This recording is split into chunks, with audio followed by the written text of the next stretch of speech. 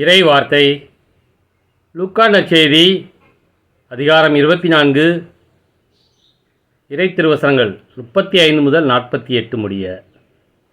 அக்காலத்தில் சீடர்கள் வழியில் நிகழ்ந்தவற்றையும் இயேசு அப்பத்தை பிட்டு கொடுக்கும்போது அவரை கண்டுணர்ந்து கொண்டதையும் அங்கு இருந்தவர்களுக்கு எடுத்துரைத்தார்கள்.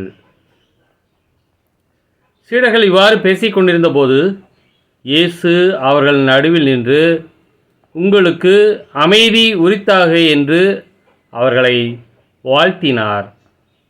அவர்கள் திகிலுற்று அச்சம் நிறைந்தவர்களாய் ஓர் ஆவியை காண்பதாய் நினைத்தார்கள்.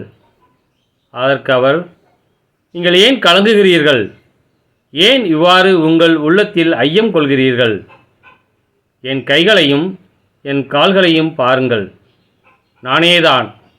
என்னை தொட்டு பாருங்கள், எனக்கு எலும்பும் சதையும் இருப்பதை காண்கிறீர்களே, இவை ஆவிக்கு கிடையாதே என்று அவளிடம் கூறினார். இப்படி சொல்லி தம் கைகளையும் கால்களையும் அவர்களுக்கு காண்பித்தார். அவர்கள் மகிழ்ச்சி மேலிட்டு நம்ப முடியாதவர்களாய் வியப்புக்கு உள்ளாகி இருந்தார்கள். அப்போது அவர் அவளிடம், உண்பதற்கு இங்கே உங்களிடம் ஏதேனும் உண்டா என்று கேட்டார்.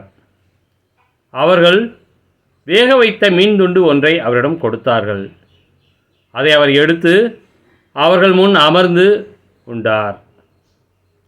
பின்பு அவர் அவர்களை பார்த்து, மோசேயின் சட்டத்திலும் இறைவாக்கினர் நூல்களிலும் திருப்பாடல்களிலும் என்னை பற்றி எழுதப்பட்டுள்ள அனைத்தும் நிறைவேற வேண்டும் என்று நான் உங்களோடு இருந்தபோதே உங்களுக்கு சொல்லியிருந்தேனே என்றார். அப்போது மறைநூலை புரிந்து கொள்ளுமாறு அவருடைய மனக்கண்களை திறந்தார்.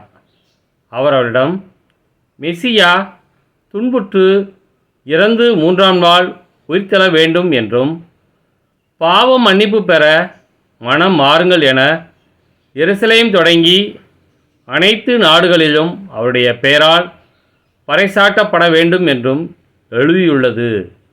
இவற்றுக்கு நீங்கள் சாட்சிகள் என்றார். கிறிஸ்துவின் நற்செய்தி.